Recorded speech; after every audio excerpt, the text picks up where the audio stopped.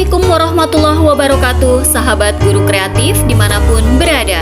Sampailah di penghujung modul 1.4, waktunya berbagi aksi nyata. Saya Ayu Kurniasi SPD, calon guru penggerak angkatan 6 dari SMA Negeri 1 Payakumbuh, Sumatera Barat. Inilah aksi nyata saya dalam menumbuhkan budaya positif di sekolah. SMA Negeri 1 milik masyarakat Kota Payakumbuh, sekolah unggul Assalamualaikum warahmatullahi wabarakatuh. Waalaikumsalam warahmatullahi wabarakatuh. Yang kami hormati Bapak Kepala SMA Negeri 1 Payakumbuh, Bapak Dr. Sedi Erwin Satria DPD, Bapak dan Ibu Wakil Kepala Sekolah, dan Bapak dan Ibu guru yang kami hormati sebagai peserta sosialisasi program guru penggerak SMA Negeri 1 Payakumbuh. Sebelumnya kami mengucapkan terima kasih karena Bapak dan Ibu telah bersedia hadir untuk mengikuti program sosialisasi ini. Kami 3 orang adalah calon guru penggerak angkatan 6 dari SMA Negeri 1 Payakumbuh, Sumatera Barat.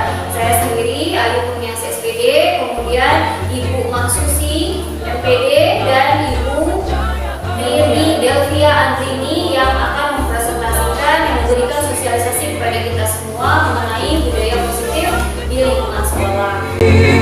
menggali budaya dan seni, melahirkan manusia berteknologi.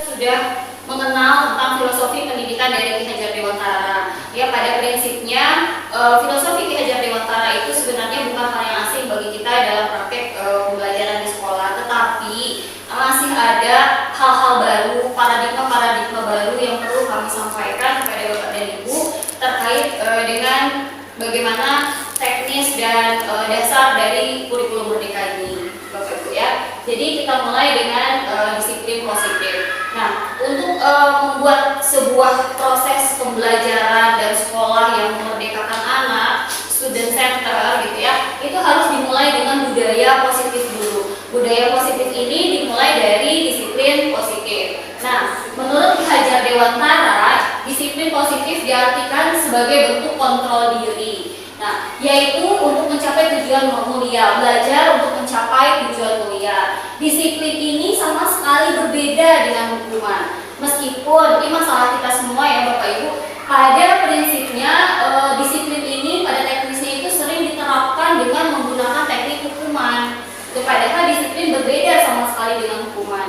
Nah, ini perbedaannya Bapak Ibu. Kalau disiplin itu sudah terencana, kemudian disepakati sebelumnya, dibicarakan sebelumnya dengan seluruh stakeholder sekolah gitu. Ataupun misalnya kita membudayakan disiplin di dalam lingkup kelas, itu sudah dibicarakan dengan anak didik kita, sehingga nanti hasilnya adalah kesepakatan. Nah, kesepakatannya itu nanti berupa konsekuensi dari kesalahan yang telah diperbuat gitu ya. Nah, kemudian disiplin itu kalaupun ia memberikan ketidaknyamanan, sifatnya hanya sementara dari konsekuensi atas kesalahan yang sudah dilakukan, dan juga menumbuhkan kesadaran intrinsik. Nah, sedangkan kalau hukuman itu yang namanya hukuman pasti menyakiti Bapak Ibu ya.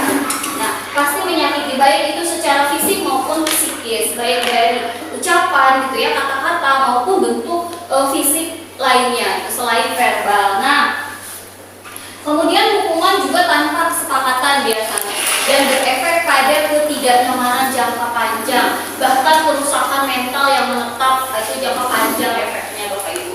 Nah, kemudian kalau hukuman ini hanya memberitahu anak bahwasannya ia melakukan hal yang buruk gitu, tetapi tidak memberitahu bagaimana ia harus bertindak atau memperbaiki situasi, memperbaiki kesalahan kedepannya. Sehingga yang muncul di sini bukan kesadaran intrinsik gitu. Kesadaran intrinsik itu kan bahwasanya ia menyadari dari dalam dirinya bahwasanya ia melakukan hal yang salah, kemudian ingin memperbaiki atau tidak ingin mengulang kembali. Sementara kalau hukuman tidak.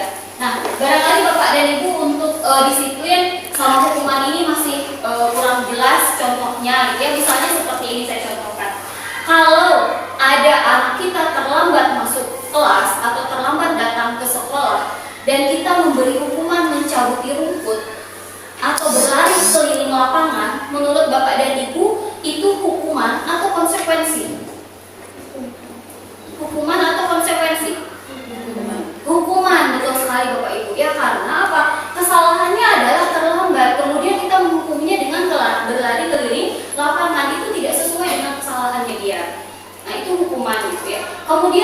misalnya kalau ada anak terlambat di pelajaran olahraga dan kemudian gurunya itu meminta anak berlari 2 keliling lapangan, itu konsekuensi atau hukuman?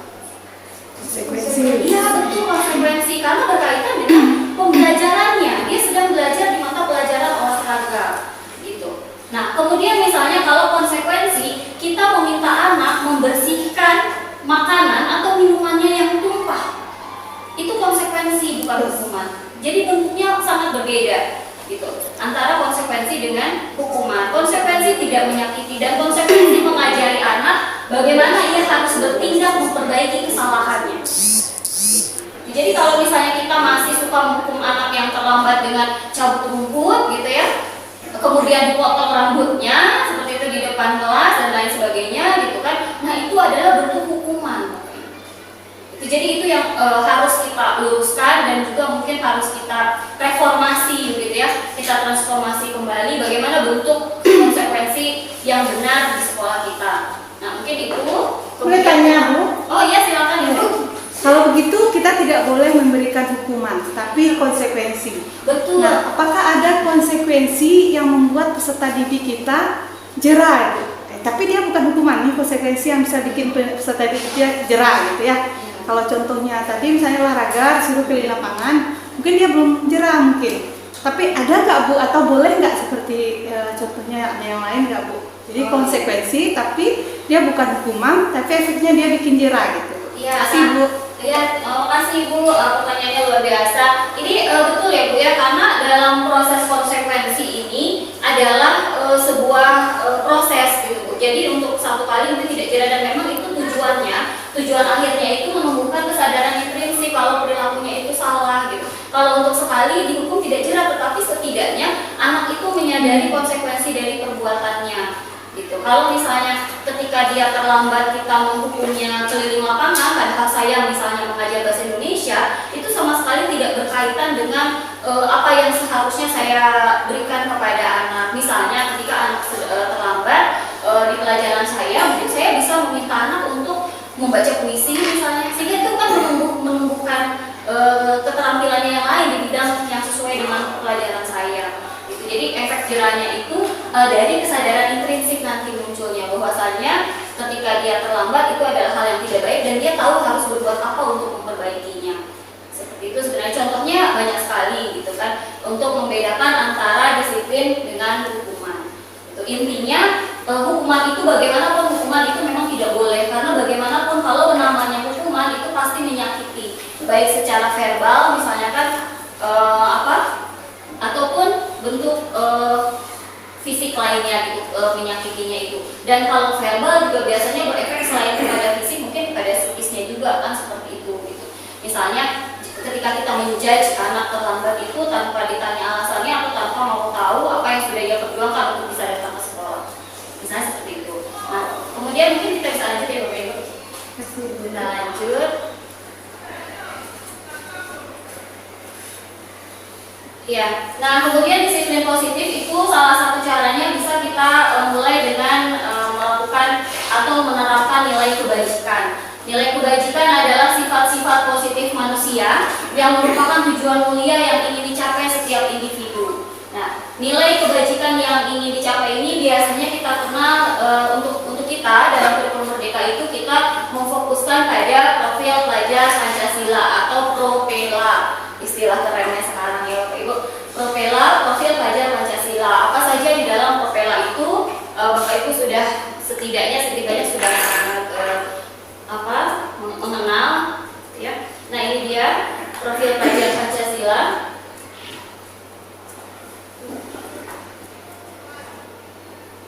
Yang pertama itu beriman dan bertakwa kepada Tuhan Yang Maha Esa. Nanti dari keyakinan kelas kan kita meyakini kalau beriman dan bertakwa kepada Tuhan Yang Maha Esa itu adalah nilai kebajikan untuk diri kita. Kita bersama anak-anak menyepakati itu, yang nanti pada akhirnya bermuara pada kita membuat sebuah kesepakatan kelas. Nah, ini dari keyakinan kelas ini yang kalau kita sepakati ini nanti bisa diturunkan menjadi kesepakatan kelas, apa yang tidak boleh dan apa yang boleh dilakukan, apa yang melanggar ini nantinya dan apa yang menerapkan ini di dalam dalam kelas kita. Itu dalam pembelajaran kita pun secara pribadi di permata pelajaran sangat bisa dilaksanakan. Gitu. Misalnya untuk pelajaran bahasa Indonesia karena jamnya pagi hari, maka beriman dan bertakwa kepada Tuhan Yang Maha Esa itu misalnya selalu melaksanakan atau mengawali dengan berdoa dan membaca Quran setiap pagi. Gitu kan, kemudian melaksanakan sholat zuhur. Jadi nanti ketika anak-anak sudah diajak bersepakat dengan nilai-nilai keyakinan positif ini, kebajikan positif ini, ketika dia melanggar, itu kita kembalikan ke sini. Ayo, siapa yang nggak sholat tadi, gitu kan? Ah, berarti keyakinan kelas apa yang kamu langgar? Misalnya ini Bu, kata anak kan. Nah itu nanti akan selanjutnya akan dijelaskan melalui segitiga restitusi oleh rekan saya. Kita lanjut dulu ya Bapak Ibu, ini untuk profil pelajar Pancasila.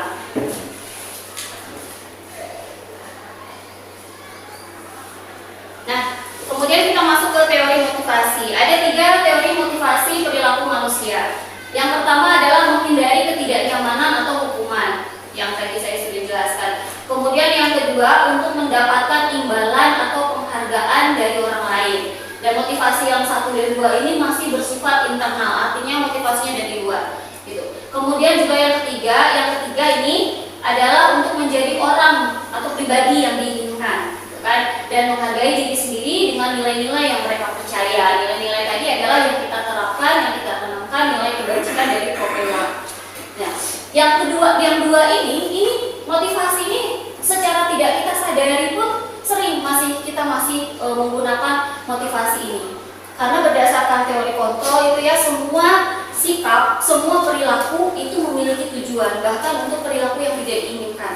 Misalnya ketika si anak melakukan pelanggaran, itu pasti dia punya tujuan. Tujuannya akan berbalik kepada 5 kebutuhan dasar manusia. Barangkali di rumahnya, di lingkungannya, di keluarganya, itu yang 5 kebutuhan dasarnya itu tidak terpenuhi, sehingga dia melakukan hal itu. 5 kebutuhan dasar manusia itu apa saja? Yang pertama itu adalah untuk kebutuhan survival, bertahan hidup, gitu. Ya. Kemudian ada juga kebutuhan kasih sayang dan rasa diterima. Gitu. Kemudian nanti ada kebutuhan akan penguasaan atau kekuasaan. Kemudian ada juga kebutuhan untuk kesenangan, rekreasi. Nah, mungkin kesenangannya dia tidak dapat dari orang tuanya, perhatian dan rasa diterimanya tidak dapat dari orang tuanya, sehingga dia melakukan suatu tindakan yang mencoba menarik perhatian orang, gitu. Kenakalan yang menurut dia ketika dia melakukan itu orang memperhatikan dirinya, sehingga semua bentuk itu perilaku itu ada tujuannya dan ada motivasinya. Nah, untuk yang teori motivasi yang 3 ini, bisa jadi seorang anak melakukan hal yang baik karena hanya untuk menghindari ketidaknyamanan. Misalnya Bapak dan Ibu pergi ke sekolah untuk pergi mengajar, Bapak Ibu perginya tepat waktu, gitu. Nah, kita tanya kembali kepada diri kita sendiri, apakah Bapak dan Ibu pergi ke sekolah tepat waktu itu hanya untuk menghindari ketidaknyamanan atau hukuman, takut ditegur oleh Bapak kepala sekolah misalnya? Kalau masih seperti itu, berarti kita masih berada pada motivasi yang ini. Maka seandainya Bapak kepala sekolahnya tidak pernah menegur, gitu kan, nah kita mungkin tidak akan melakukan itu, tidak akan datang tepat waktu, gitu. Seperti itu ya contohnya Bapak Ibu. Yang kedua, untuk mendapatkan imbalan atau penghargaan dari orang lain. Kita rajin misalnya kan, karena kita tahu bahwasanya Ibu kepala TU selalu mengabsen ya, mengambil absen. Siapa yang ikut upacara, siapa yang ikut muhadharah, kemudian nanti misalnya di akhir semester itu akan diberi reward untuk yang paling rajin. Misalnya kalau motivasinya ke situ berarti kita juga masih eksternal. Sehingga ketika tidak ada reward itu hanya bertahan jangka pendek saja perilakunya. Nah, maka kita akan mendorong anak untuk memiliki motivasi yang ketiga ini. Ketika dia datang tepat waktu, ketika dia mengerjakan semua tugasnya, semua itu adalah karena kalau mereka tidak melakukan itu, berarti mereka bukan menjadi apa yang mereka inginkan. Mereka sudah berbuat hal yang tidak baik bagi dirinya sendiri. Kesadaran itu yang kita tumbuhkan di sini. Nah, bagaimana caranya? Ya kita harus membuat mereka percaya dulu dengan nilai-nilai kebajikan tadi. Gitu. Nah, sampai di situ kepada Ibu.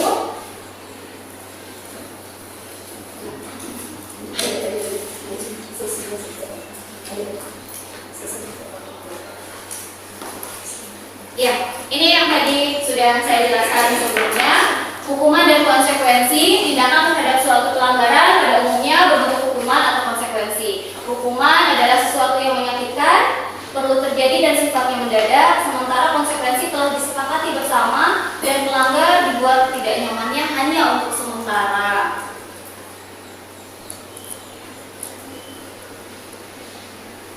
Nah, ini teori restitusi yang saya sampaikan tadi. Menurut dosen, proses menciptakan kondisi bagi murid untuk memperbaiki kesalahan mereka sehingga mereka bisa kembali kepada kelompok mereka dengan karakter yang lebih kuat. Jadi ketika anak itu bersalah, kita bukannya menjauhkan mereka dari komunitasnya atau dari kelompoknya, tapi kita mengembalikan mereka kepada kelompoknya dengan harga diri, dengan karakter yang lebih kuat. Kita kembalikan mereka ke habitatnya, istilahnya seperti itu.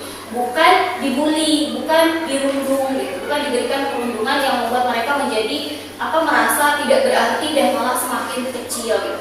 Misalnya ketika ada kejadian pencurian, kemudian pelakunya diketahui, gitu kan. Nah itu tidak kita buat menjadi menjadi dia malu, gitu. Harga dirinya jadi terluka, gitu. Kemudian juga dia merasa tidak nyaman beredar sehari-hari karena dia merasa semua orang madu kepada dirinya, gitu ya. Menghadap kondisi, oh ini nih ada labelnya nih maling misalnya. Nah itu yang kita hindari di sini. Jadi untuk restitusi itu kita memperbaiki kesalahan dengan konsekuensi dan kita mengembalikan mereka ke habitatnya dengan harga diri, dengan karakter yang lebih kuat. Nah seperti itu. Bagaimana nanti cara-caranya di segitiga restitusi? Rekan saya akan disampaikan. Nah, ini ciri restitusi yang membedakan dengan program disiplin. Restitusi bukan untuk menebus kesalahan, tapi belajar dari kesalahan. Kemudian restitusi harus bisa memperbaiki hubungan. Kemudian restitusi adalah tawaran, bentuknya tawaran bukan paksaan. Jadi kalau paksaan itu udah jatuhnya hukuman. Kamu harus ganti, kan kamu yang maling, nah itu adalah hukuman. Tapi kalau restitusi sebenarnya adalah tawaran. Sebenarnya kita memang ingin dia menggantinya, tetapi keinginan mengganti itu harus muncul dari dirinya gitu. Berarti dia sadar kalau dia harus bertanggung jawab seperti itu. Kemudian restitusi menuntun untuk melihat ke dalam dirinya apa yang dia inginkan, apa yang dia yakini untuk kehidupannya, pilihan dalam hidupnya.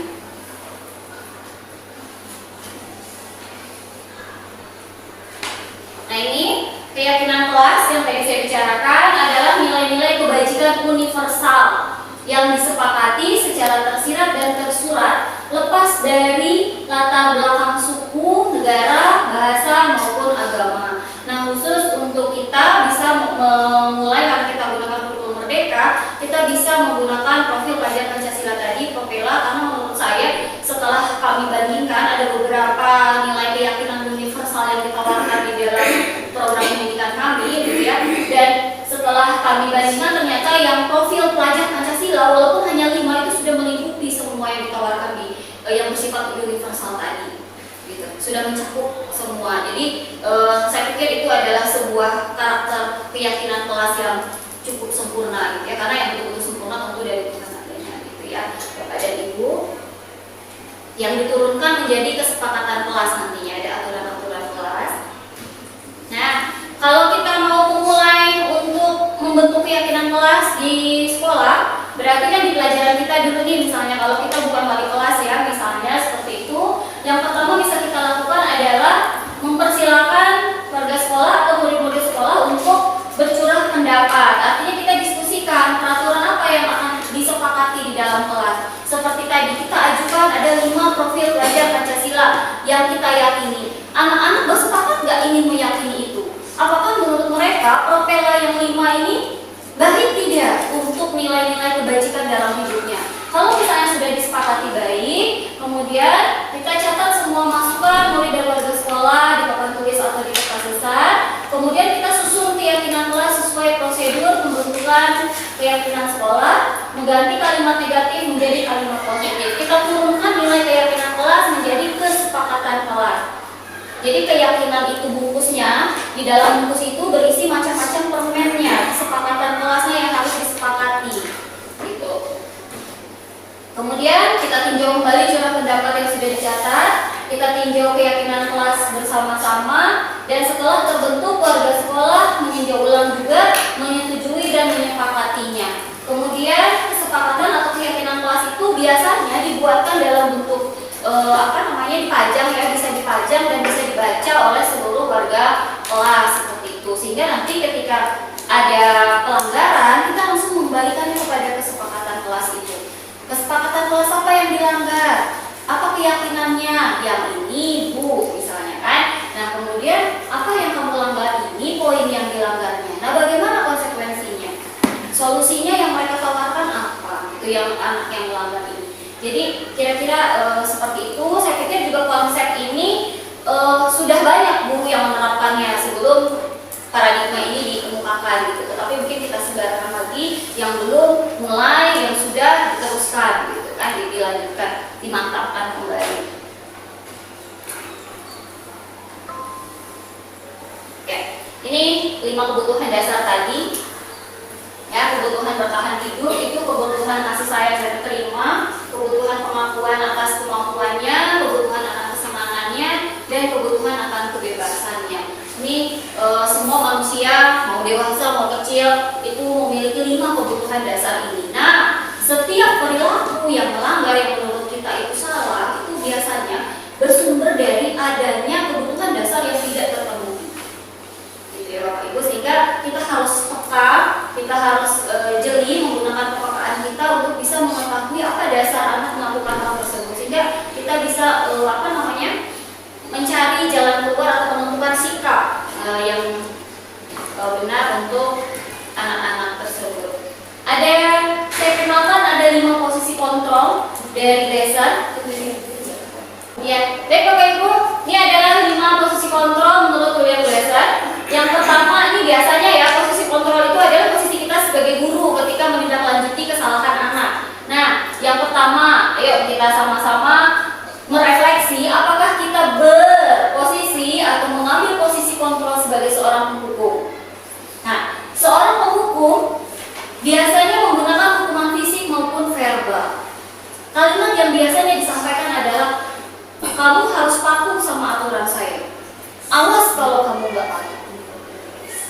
Ya, oke.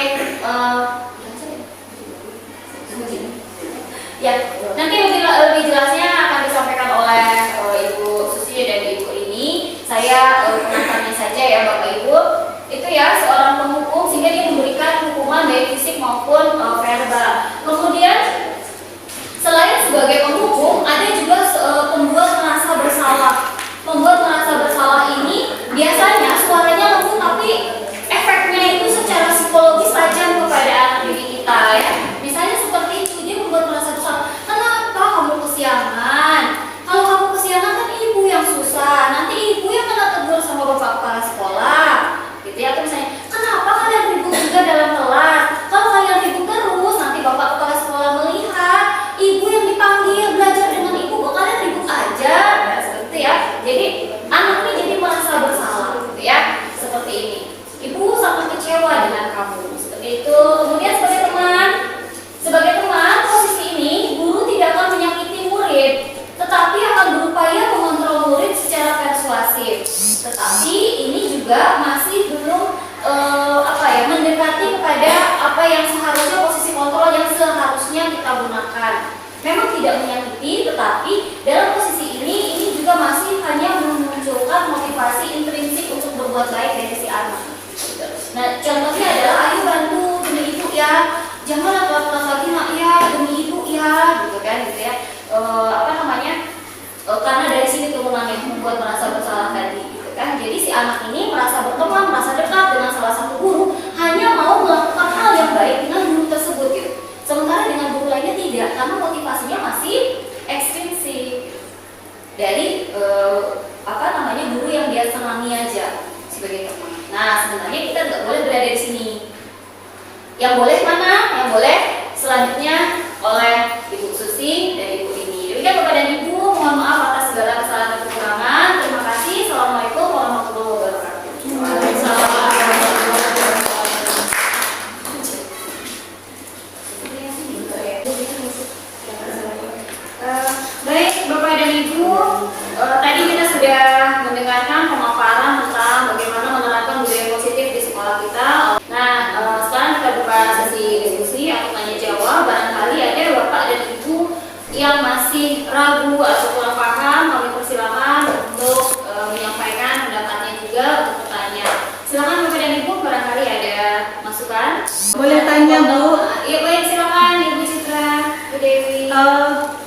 baru kali ini saya mendengar istilah restitusi ya Bu ya.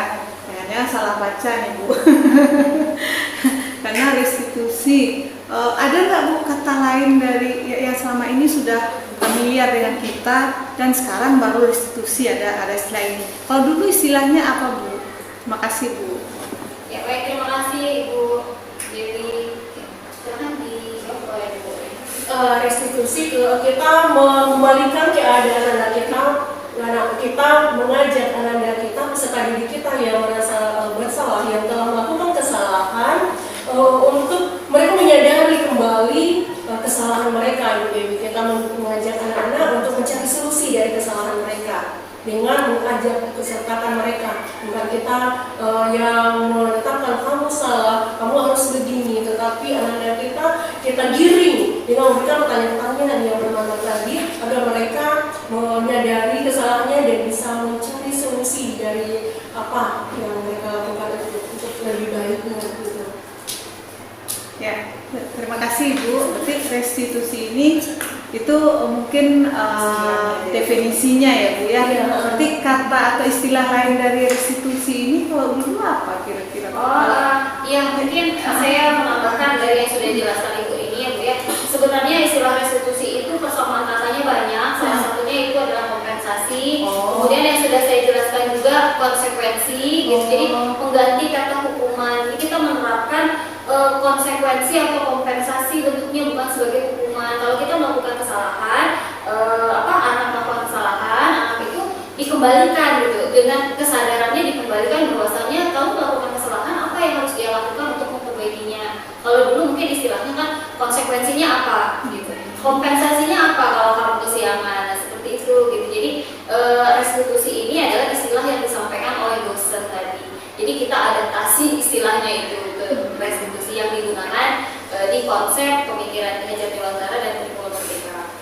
Kita lebih luas dictionary kita dengan istilah-istilah baru. Ya, makasih ya Bu. Terima kasih sama-sama Ibu. Barangkali ada yang lain, Bapak Ibu? Ya silakan Kakak. Pertanyaan Iya. misalkan kita itu sedang melakukan harian, kemudian didapati kalau misalnya anak itu melakukan kegiatan yang curang, gimana konsekuensi yang bagus untuk kita kasih ke dia? Oh gitu. Baik, mungkin Ibu ini atau Ibu Susi yang mau menanggapi dulu bagaimana cara konsekuensi yang tepat gitu ya untuk perbuatan curang saat ulangan. Terima kasih Ibu atas pertanyaannya. Jadi di sini kita sebelum ujian kita juga berkesepakatan dulu sama mereka. Kita udah janji, kita mulai ujian hari ini semua Android disimpan, semua buku disimpan. Yang di atas meja hanya ada alat tulis dan soal saja, karena seperti itu. Ya. Kalau kita udah berkesepakatan sama mereka, pada saat mereka terjadi kecurangan-kecurangan yang mereka lakukan, dari awalnya kita juga mungkin dari awal kita juga bisa berkesepakatan juga. Nanti kalau ketemu pada saat selama proses ujian, ada yang menunggu HP atau ada yang buku, bagaimana menurut Anda? Apa yang harus kita lakukan? Apa yang harus Ibu perbuat kepada Anda? Nanti kita berkesepakatan sama dia bisa juga. Misalkan, oke Bu, kalau ketemu nanti HP kami lagi ujian, sedang ujian kita pakai, Ibu boleh ambil simpan sebulan misalkan, seperti itu dia buat kesepakatan. Mungkin di awalnya dia bahasanya seloroh, tapi kita tetap menerapkan. Kita tanya kepada mereka, kita sepakat seperti itu. Kalau dia menyatakan sepakat, kita terima kesepakatan. Kalau kamu nanti dia lihat HP, berarti HP-nya dia dan tetap Ibu tahan sebulan. Sebulan depan baru Ibu berikan kepada Anda. Karena kita sudah sepakat di awal. Jadi pada saat kesepakatan kita buat, konsekuensi yang dia sepakati, kita tetap jalankan. Jangan nanti kita tarik mulut, ya Ibu, maaf lah Bu. Nah, itu yang nggak bisa dilakukan. Kalau kita udah ketegasan, akhirnya pada periode berikut dia akan takut, dia tidak akan mau lagi melakukan hal yang sama. Mungkin itu salah satu yang bisa dilakukan. Kita buat kesepakatan dia maunya seperti apa, mungkin itu dulu kita diskusikan sama mereka. Mungkin Bu Adi sama Bu ini ada. Ya mungkin ditambah sedikit Ibu Susi. Jadi kita bedakan antara menghukum dengan konsekuensinya. Kalau kita sebelumnya tidak memiliki kesepakatan dengan anak, kita belum ada menjadi anak-anak dengan kita tidak membuat kesepakatan, pasti adanya akhirnya ketangkep apa yang kita lakukan. Tetapi sewaktu ujian berlangsung, ketahuan anak-anak kita apa yang menggunakan HP, kita ambil itu jatuhnya kepada hukum sebagai hukuman, karena belum ada kesepakatan antara kita dengan anak lagi. Nah, jadi kalau konsekuensi kita sudah membuat kesepakatan dengan anak sebelumnya seperti yang disampaikan oleh Ibu Susi tadi, bahwa seandainya Ananda selama ujian menggunakan handphone atau melihat jawaban di handphone, ibu akan mengambil handphonenya misalnya, atau ada mungkin hal lain mungkin yang kita rumuskan bersama, kita sepakati bersama. Kalau di atas konsekuensi tersebut, barangkali Anda kita tidak jengkel, tidak akan mendongkrak apa yang diambil, karena itu sudah merupakan konsekuensi dari apa yang sudah dia telah melanggar kesepakatan yang telah dibuat begitu. Nah, jadi sebaiknya memang perlu keyakinan kelas kita bentuk, baik sebelum kita memulai pelajaran atau sewaktu kita akan memulai ulangan, apa kira-kira yang akan kita sepakati bersama anak kita. Dan dengan kesepakatan tersebut, anak kita akan menerima konsekuensi yang akan kita lakukan ke depan. Mungkin demikian, Bu. Mungkin ada tambahan dari Bu Ayu. Ya mungkin seandainya gitu ya Kak ya, kesepakatan kelasnya ini kesepakatannya keyakinannya belum dibuat. Nah kemudian terjadi pelanggaran, nah kita bisa langsung menerapkan segitiga restitusi yang tadi. Jadi kita hentikan si anak ini ujian, satu orang yang lain tetap melaksanakan ujian, kita berbicara secara individu. Kemudian kita terapkan segitiga restitusi. Yang pertama adalah menstabilkan identitas dulu. Misalnya gini, apa yang kamu lakukan tadi? Nyontek Bu, misalnya begitu kan ya. Nah, ya sebenarnya menyontek ini bukan cuma kamu sendiri loh yang melakukan. Kesalahan ini juga dilakukan oleh orang lain. Jadi kan dia sudah stabil itu. Nah, kemudian kita masukkan ke validasi tindakan salah. Tapi menurutmu apakah nyontek ini baik? Ketika kamu nyontek, apakah kamu sudah jadi orang yang baik untuk dirimu sendiri? Gitu kan? Jadi dimunculkan kesadarannya. Setelah itu kemudian keyakinan tadi. Nah, misalnya kalau misalnya dia menjawab tidak Bu, nyontek tidak baik, berarti kan dia sudah tahu nilainya, keyakinan kebijakan baiknya itu pada diri dia itu apa. Nah, kemudian kita cari. Nah, jadi sekarang menurutmu apa yang bisa kamu lakukan untuk memperbaiki ini? Atau apa yang bisa kita lakukan untuk menyelesaikan ini? Kamu kan tadi nyontek. Nah, berarti kamu tidak bisa menggunakan atau ibu tidak bisa menggunakan hasil ujianmu yang ini karena didapat dengan hasil yang curang kan gitu. Nah, sekarang apa yang bisa kamu lakukan? Kita tawarkan solusinya, kita kembalikan kepada dia. Nah, nanti misalnya itu ya saya ujian ulang aja Bu, misalnya kan ada solusi seperti itu, atau kita yang tawarkan solusinya. Karena kan bentuknya tawaran bukan paksaan gitu. Kalau misalnya kan kamu sudah nyontek nih, kalau ibu berikan soal baru, kamu kerjakan yang baru bagaimana?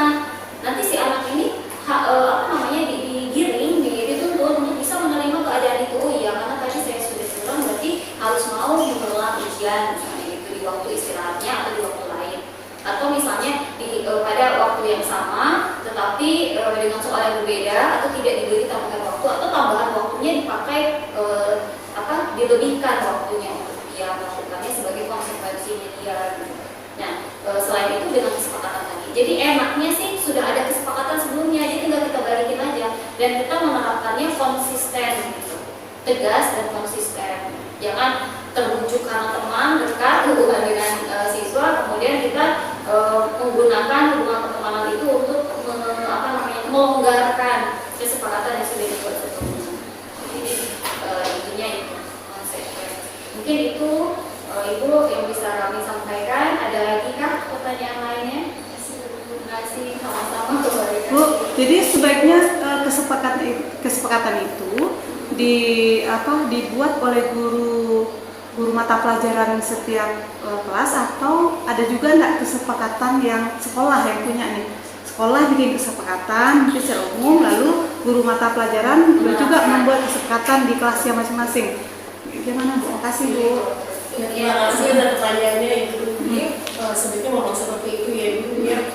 Kita sekolah punya aturan. Jadi aturan tersebut sewaktu anak-anak kita masuk ke sini bernaung di bawah SMA Negeri 1 Pak, kemudian mereka kan sudah tanda tangan aturan dengan materi ya. Jadi memang perlu juga disosialisasikan kepada anak-anak kita bahwa peraturan sekolah kita seperti ini, dan seandainya anak-anak melanggar peraturan sekolah ini konsekuensinya. Jadi memang kita ajak anak-anak bersama untuk mensosialisasikan keyakinan atau peraturan-peraturan sekolah kita. Dan juga di setiap lokal bersama Walas mungkin ada juga keyakinan kelas yang mesti dipatuhi. Dan juga bersama guru mata pelajaran. Sewaktu kita mau mengajar, sewaktu kita mau memulai pelajaran atau melakukan ulangan, ada perjanjian atau kesepakatan ya. mudah-mudahan dengan adanya kesepakatan ini bisa menyadarkan anak kita dan membuat konten mereka harapan kita seperti itu ya. Masih Bu. Mungkin ini Bu, kalau misalnya kesepakatan sekolah, keyakinan sekolah itu lingkupnya masih luas dan kita perlu yang lebih spesifik, kita juga bisa membuat kesepakatan itu sendiri yang lebih spesifik di kelas bersama anak-anak. Tetapi misalnya seandainya walas sudah membuat kesepakatan kelas, sudah dipajang dan nilai-nilainya cocok dengan pelajaran kita gitu ya, yang memang yang kita inginkan seperti itu juga ya, kita bisa gunakan yang sama gitu. Jadi kita tinggal tunjuk aja karena semestinya idealnya dipajang di kelas gitu. Kecuali kalau misalnya ada kesepakatan tambahan yang lebih spesifik. Nah, itu bisa disepakati di luar kesepakatan sekolah, keyakinan sekolah dan keyakinan kelasnya tadi. Itu barangkali. Terima kasih. Ada lagi Bapak Ibu? Kalau tidak ada mungkin kita cukupkan karena sudah berada di penghujung waktu juga. Terima kasih, luar biasa sekali Bapak dan Ibu. Kami mohon maaf, saya Bu Rini dan Ibu Susi, mohon maaf kalau ada kesalahan dan kekurangan. Terima kasih atas partisipasi Bapak dan Ibu semua. Mudah-mudahan bisa kita mulai dari diri sendiri dan kemudian lambat laun sedikit demi sedikit kita terapkan di sekolah yang kita cintai ini. Kami undur diri. Wabillahi taufiq wal hidayah. Assalamualaikum warahmatullahi wabarakatuh. Waalaikumsalam warahmatullahi wabarakatuh. Ya, ada nilai-nilai kebajikan yang akan kita yakini bersama-sama, jadi keyakinan kelas namanya. Ya, keyakinan kelas ini nanti kita jadikan kesepakatan kelas. Kita sama-sama meyakini nilai kebajikan tersebut dan kita sepakati jadi keyakinan kelas. Itu ya. Oke, menghormati dulu ya. Kalau berjalan-jalan nanti kita masukin ke keyakinan apa nilainya? Berjalan-jalan. Kalau berjalan-jalan di kelas apa tuh maksudnya? Ya, tiga tuh yang tadi. Berjalan-jalan di kelas lagi belajar, masuknya ke nilai apa? Nah,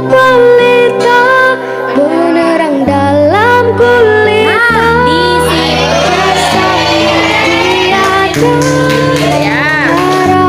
Ya, jadi apa tadi nilainya, Abin? Abin, apa nilainya tadi? Tolong-menolong. Ya, betul. Terus? Saling menjaga, Bu. Siap. Oke, ditulis ya. Ini keyakinan kelas kita.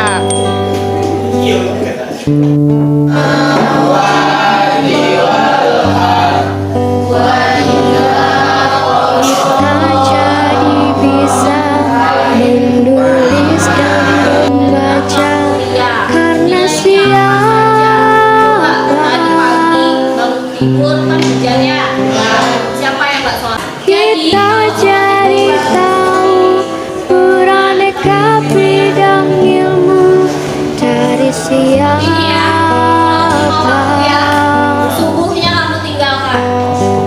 Zuhurnya kamu tinggalkan. Kita jadi pintar dibimbing Pak Guru. Kita bisa pandai dibimbing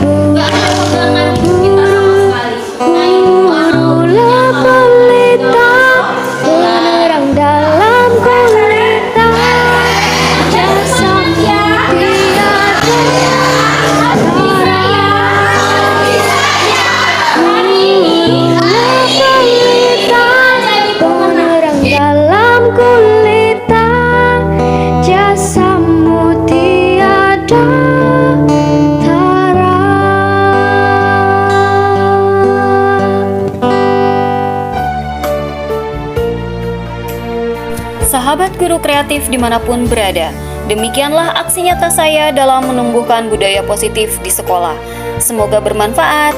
Salam guru penggerak, guru bergerak, Indonesia maju. Assalamualaikum warahmatullahi wabarakatuh.